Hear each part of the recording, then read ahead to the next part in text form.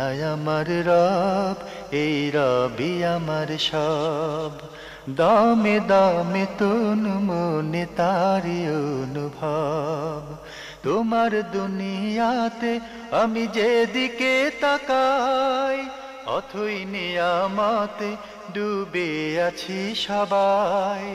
পাক পাখালির গানে শুনি তসবিহ কালো রব, তসবিহ কালো রব। আল্লাহ আমার রব, এই রবি আমার সব।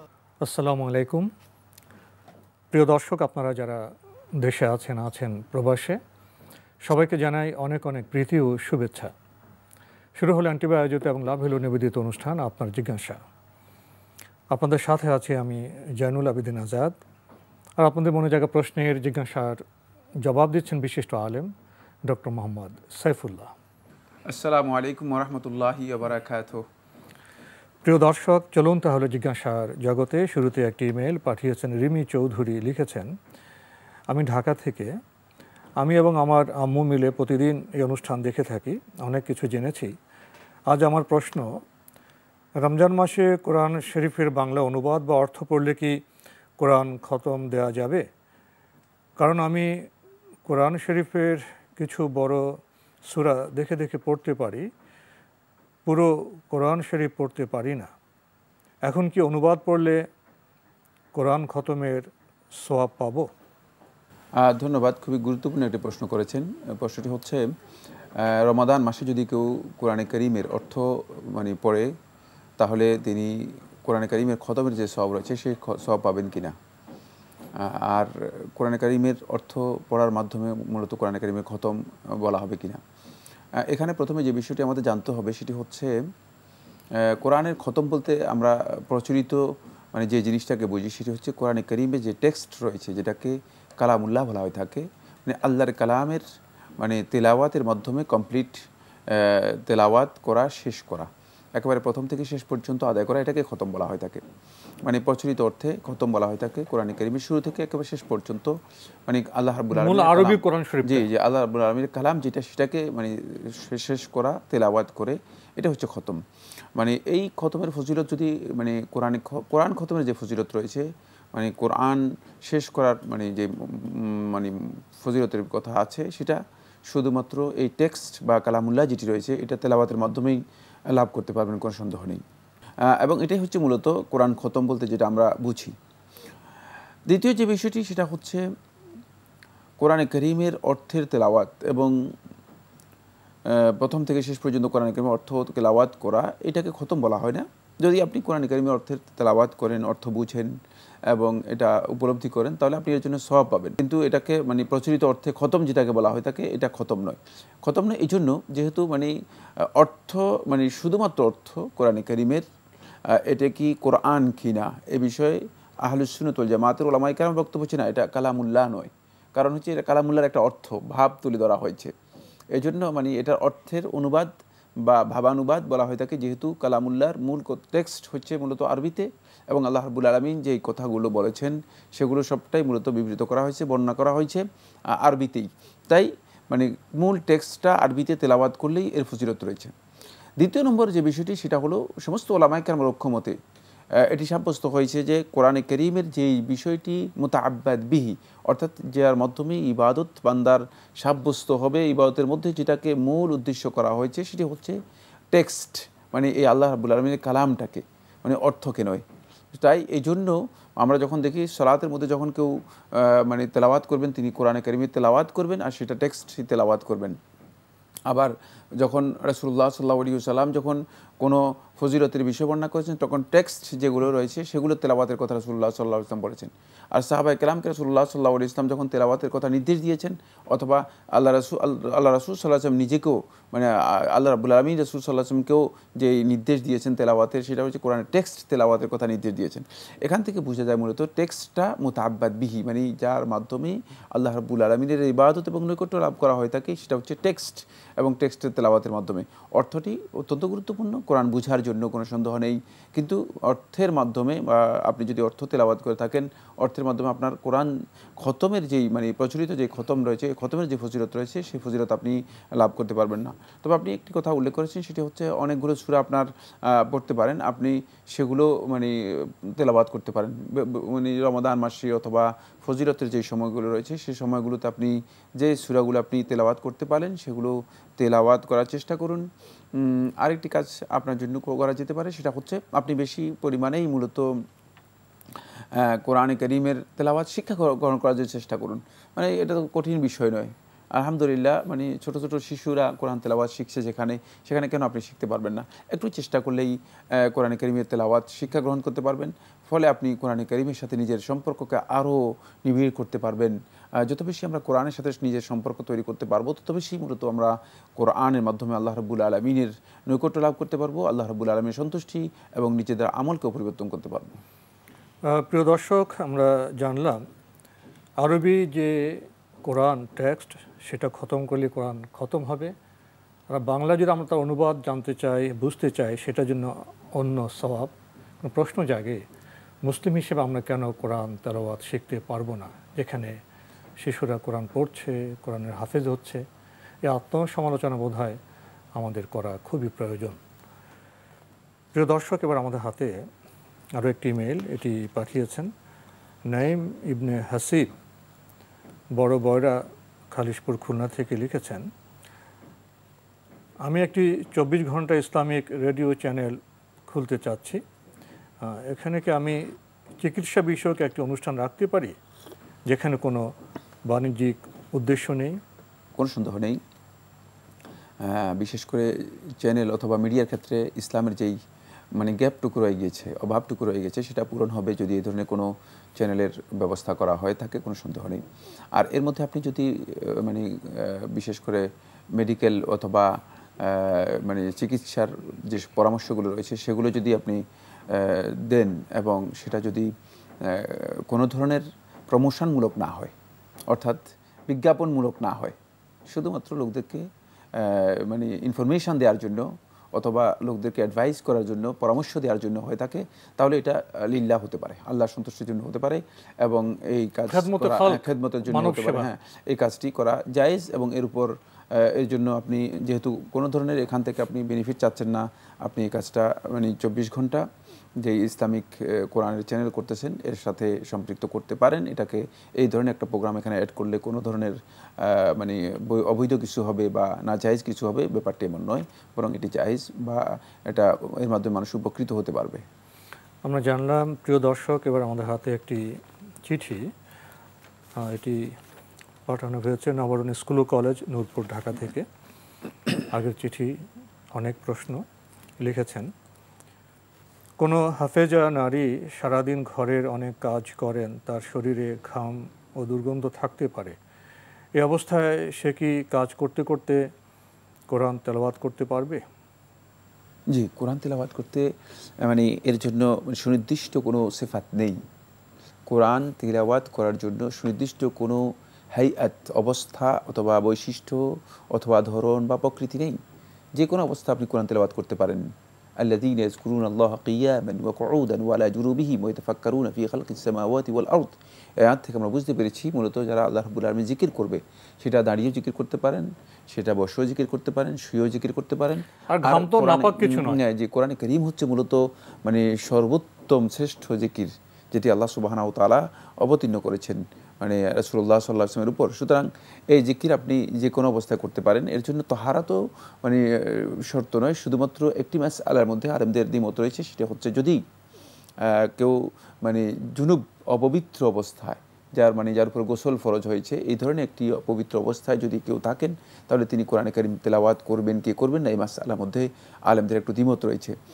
কিন্তু এছাড়া বাকি সর্বাবস্থায় মূলত আপনি কোরআন তেলাওয়াত করতে পারেন, যদি আপনি মানে এমন কোনো স্থানে থাকেন যেটা না থাকেন, যেখানে মানে তেলাওয়াত করতে রাসূল সাল্লাল্লাহু আলাইহি ওয়াসাল্লাম অপছন্দ করেছেন অথবা সুন্নাতে এখানে কোনো ধরনের দিক নির্দেশনা রয়েছে, নিষেধাজ্ঞা রয়েছে। বাকি আপনারা যেই মানে অবস্থার কথা আপনি উল্লেখ করেছেন, যেমন ঘর্মাক্ত হওয়া অথবা মানে কোনো কারণে ক্লান্ত পরিশ্রান্ত হয়ে যাওয়া অথবা মানে হাঁটা চলার মধ্যে থাকা, এটি কোরআন তিলাওয়াতের জন্য কোনো ধরনের প্রতিবন্ধক নয়, এটা নাজায়েজ বা অপবিত্র কিছুই নয়। লিখেছেন শিশুরা ঘরে মলমূত্র ত্যাগ করলে পানি প্রবাহিত করতে হবে। যদি নাজাসাত পরিষ্কার করে 1 বোল পরিমাণ পানি প্রবাহিত করি তবে আমাদের রুমটা পুরো ভিজে যাবে ও ফার্নিচারের নিচে পানি চলে যাবে।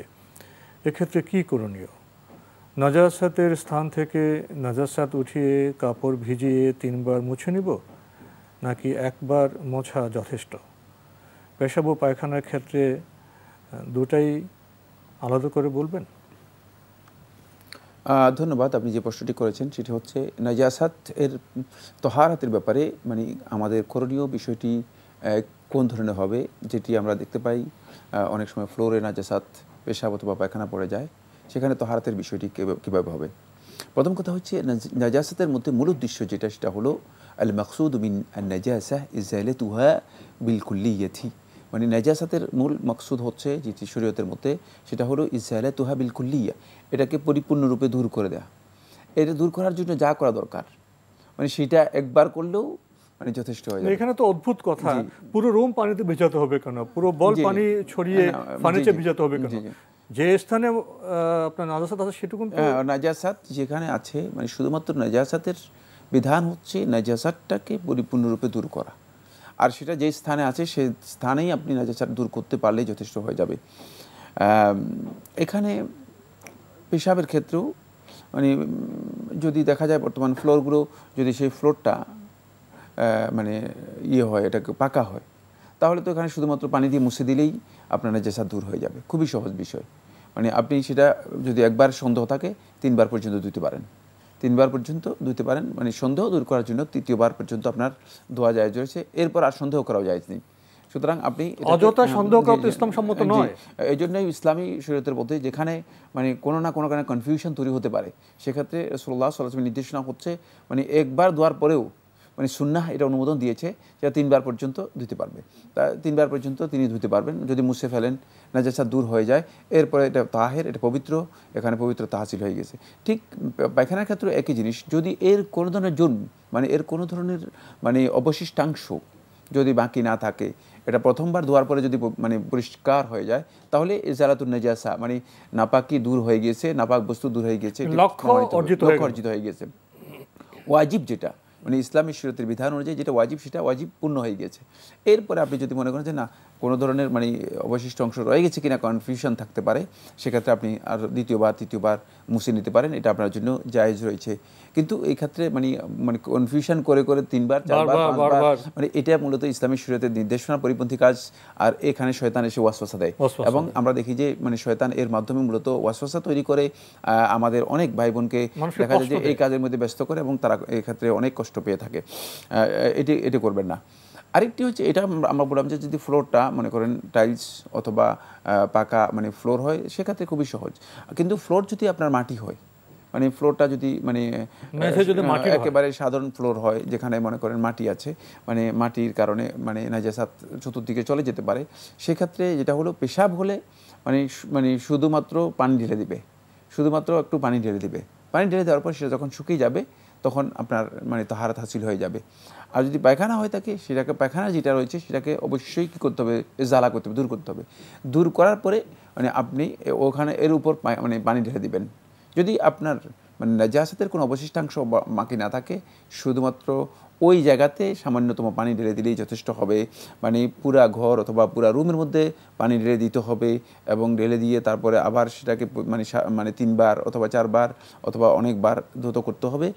এইটা আসলে মূলত অতিরিক্ত কষ্ট, মানে এটি ইজালাতুন নাজাসা এর জন্য, মানে নাজাসাত দূর করার জন্য এটা শর্ত নয়, বরং ইজালাতুন নাজাসাতের মূল শর্ত হচ্ছে যেটা ওয়াজিব শরআন মানে শরীয়তের দৃষ্টিতে যেটা ওয়াজিব, সেটা হচ্ছে মানে নাজাসাতের অবশিষ্টাংশ বাকি না থাকলেই যদি নাজাসাত দূর করা হয়ে থাকে, তাহলেই এটি তাহারাত বা তাহের পবিত্র ইসলামী শরীয়তে এটাকে অনুমোদন দেওয়া হবে।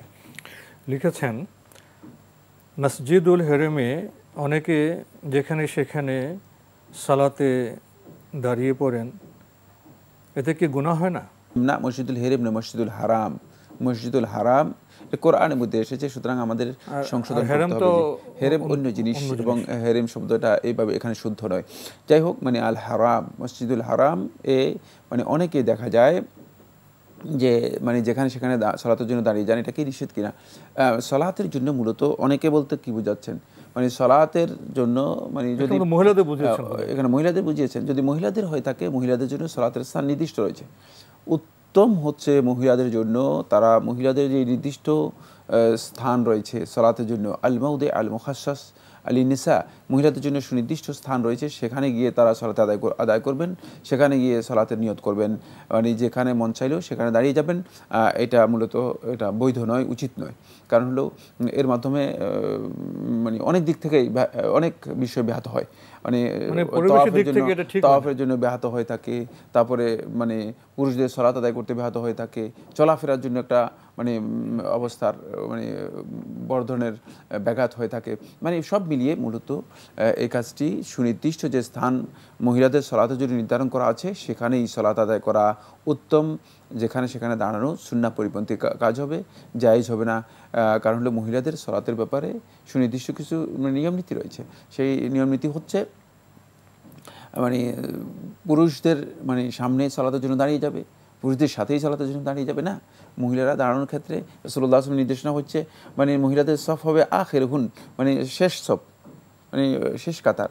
সুতরাং মানে সেক্ষেত্রে মহিলা শেষের দিকে দাঁড়াবে, যদি শেষে না পারে মানে বিশেষভাবে ভিন্নভাবে দাঁড়াবে, পুরুষদের সাথে একসাথে দাঁড়াবে না, এবং ব্যবস্থা করা হয়েছে পুরুষের সাথে একসাথে দাঁড়াবে না এবং পুরুষের সামনে দাঁড়িয়ে যাবে না।